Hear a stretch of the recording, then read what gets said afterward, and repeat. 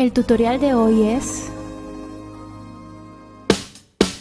Hola y un abrazo para todos, y este año comienzo con todas las pilas puestas y tengo esta serie de accesorios con jeans reciclados. Estaremos reciclando pedacitos de jean, así que tengo toda esta cantidad de cosas que vamos a estar haciendo en varios proyectos en varias semanitas. Así que hoy comenzamos con nuestra pulserita, que espero que les encante a ustedes, y vamos a colocarnos entonces manos a la obra.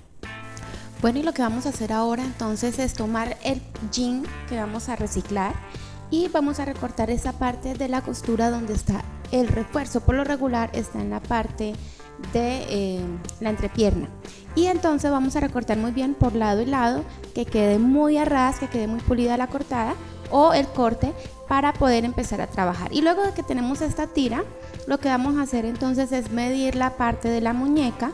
Vamos a dejar un pequeño espacio, más o menos aproximado de 1 centímetro, centímetro y medio, y luego entonces vamos a empezar a empatar. Vamos a usar estos remates de maleta o tipo maleta, que son como cuadraditos, y vamos a buscar uno que sea más o menos del tamaño de la tirita que vamos a usar.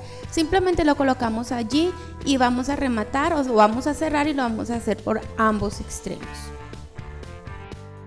Luego utilizamos una argollita, vamos a abrirla, colocamos nuestro picueloro o el gancho con el que vamos a cerrar nuestra pulsera, y cerramos la argolla y queda empatado de este lado. Del otro lado, lo que vamos a hacer es también abrir una argolla, la metemos por el remate de maleta que teníamos y vamos a colocar una cadena.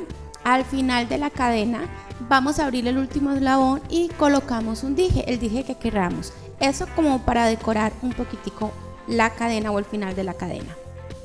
De esta forma tenemos la pulsera básica. Simplemente aquí ya la pueden cerrar, ya se la pueden colocar. Vamos también a decorar nuestra pulserita.